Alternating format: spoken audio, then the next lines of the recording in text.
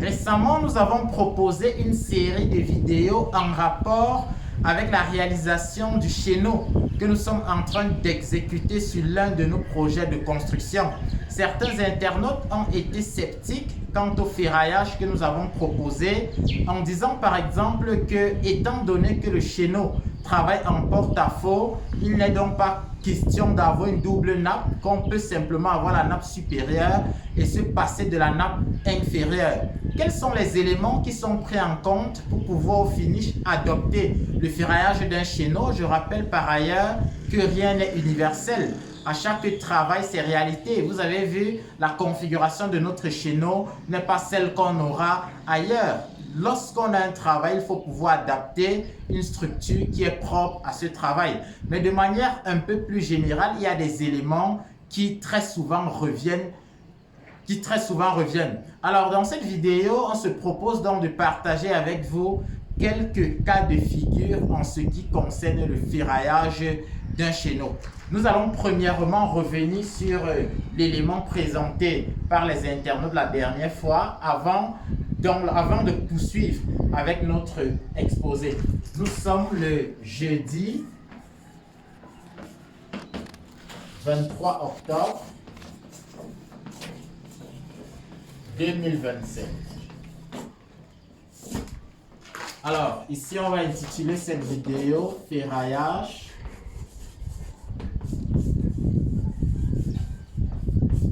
du chéneau.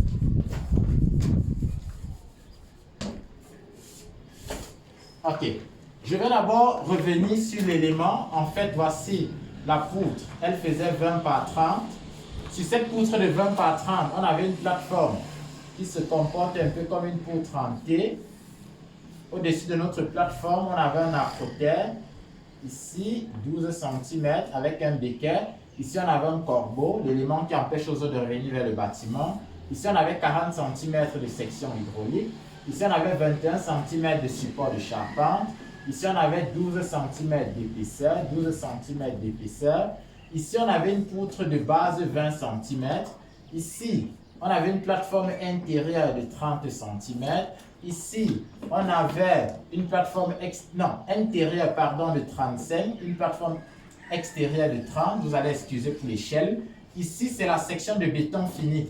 Je vais un peu rapidement faire quelque chose à une échelle un peu plus intéressante. On est là, on est là, on est là.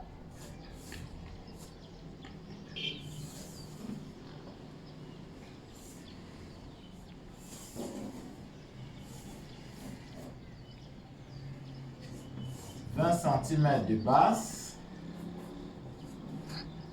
Ici, on a 35. On ne va pas revenir sur 35. Pourquoi 35? Pourquoi 30? Parce que nous avons expliqué cela dans d'autres vidéos. Mais on va revenir sur des éléments clés. Ici, on a l'acrotère, 12 cm.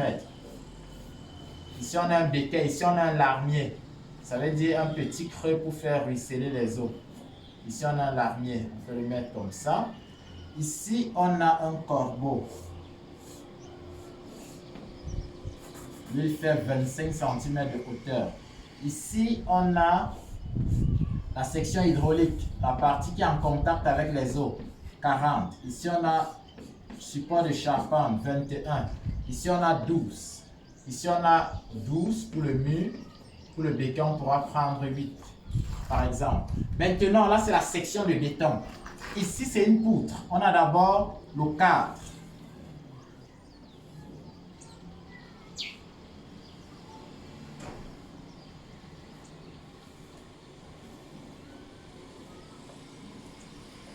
On a le cadre de la poutre. On a les armatures de la partie tendue. On a les armatures de la partie comprimée. Le choix ici, c'est un choix de base. Ce n'est pas obligé que ce soit 2, ça peut même être 3. Ça peut même être une pièce, tout dépend de la section qu'on aura. Ici, on a les armatures de la partie comprimée.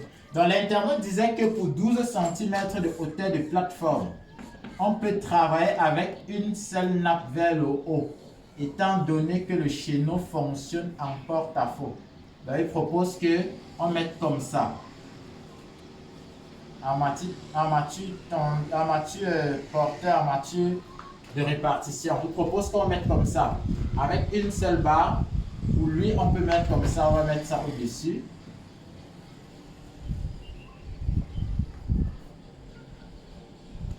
Maintenant, ma question est la suivante. Si on va sur 12 cm, on met uniquement une barre sur la partie comprimée vers le haut. Qu'est-ce qu'on fait de la masse de béton? Qu'est-ce qu'on fait pour éviter les fissurations au niveau de la masse de béton qui est sur la partie tendue? Sur les 12 cm, il faut obligatoirement une barre, prenant en compte les 3 cm d'enrobage pour éviter toute fissuration au niveau de cette partie tendue. Raison pour laquelle il faut donc une deuxième barre. Ça veut dire qu'un minima pour un chéneau, soit on fait une nappe et c'est une nappe inférieure et non pas une nappe supérieure, soit on fait deux nappes. Je peux encore comprendre qu'on vienne réduire, par exemple, la section d'armature de la partie tendue, mais on ne peut en aucun cas annuler la section d'armature de la partie tendue. Donc voici dans le ferraillage qu'on avait pour notre chéneau. On avait ça. Ici on avait 2 pièces. Ici on avait 2 ou 3 pièces, je ne sais plus trop. On a ça. Maintenant, notre élément s'y remonte de 20 cm. Pour avoir une bonne étanchéité, il n'était pas question de poser directement les agglos. On a dit que c'est possible, mais en les faisant bourrer et que nous on préférait faire cette partie avec absolument une remontée de 20 cm pour pouvoir avoir un voile en béton.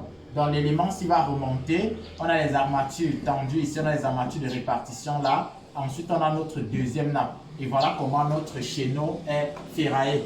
On peut avoir une infinité de configurations de chéneaux et donc une infinité de manières de ferrailler. Pour finir, l'élément-ci qui empêche aux eaux, le corbeau qui empêche aux eaux de revenir vers le bâtiment. Comment est-ce qu'il se comporte? On a simplement modélisé un élément comme ça qui prend appui dans la poutre et qui va remonter donc pour travailler ici. 12 cm d'épaisseur, on n'a pas forcément besoin d'une deuxième nappe, surtout qu'il n'est pas autant sollicité. La charpente, elle va s'appuyer ici. C'est pourquoi vous avez vu que sur notre plan de travail, ici, on a mis comme une sorte de poutre. Ici, on a mis comme une sorte de poutre avec son cadre, avec ses filants. C'est ça. Ensuite, donc, la plateforme de la charpente s'appuie là. Ensuite, les pannes viennent là et l'eau se déverse là. On peut ainsi avoir une infinité de ferraillage de chéneau. On ne saurait venir à travers une vidéo résumée de ferraillage de chéneau, mais nous allons encore vous proposer une ou deux autres configurations. Prenons par exemple ce chéneau-ci.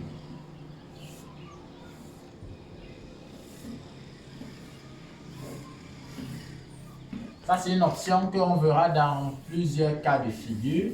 On a une poutre, elle peut être à 15, elle peut être à 20, on va la prendre à 20. La hauteur est à 50. Sur la hauteur de 50, on va venir faire, par exemple, une retombée de 13, ensuite 12, ça fait 25, une retombée de 13, on est là. On va lancer notre plateforme sur 50 cm.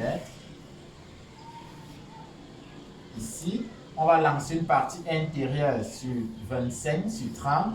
Ce n'est pas obligé que la dimension soit forcément celle-ci pour avoir un contrepoids. Ce n'est pas obligé, il y a des paramètres qui sont pris en compte. C'est pourquoi on peut présenter de manière générale, mais on vous invite à faire une étude de structure minutieuse. Maintenant, on va donc prendre notre plateforme, disons sur 12 cm. Est-ce que ça peut être 10 cm? Oui. Est-ce que ça peut être 15? Est-ce que ça dépend? Quelles sont les charges qui sont prises en compte? On a par exemple les eaux pluviales, on a l'étanchéité, on a le poids propre. Et donc, en fonction des configurations, il faut pouvoir adapter une structure. Si on prend le cas où on a 50 cm ici, 50 cm. Ici, on a par exemple 25, je dis n'importe quoi. Ici, on prend 50, pourquoi? Parce qu'on veut que le prolongement du mur soit directement à la fin de la rigole. Ça veut donc dire que dans les 50, si on doit pouvoir retirer un acrotère de 10, par exemple, on doit retirer un acrotère de 10 et rester avec une section hydraulique de 40. La dimension minimale pour la section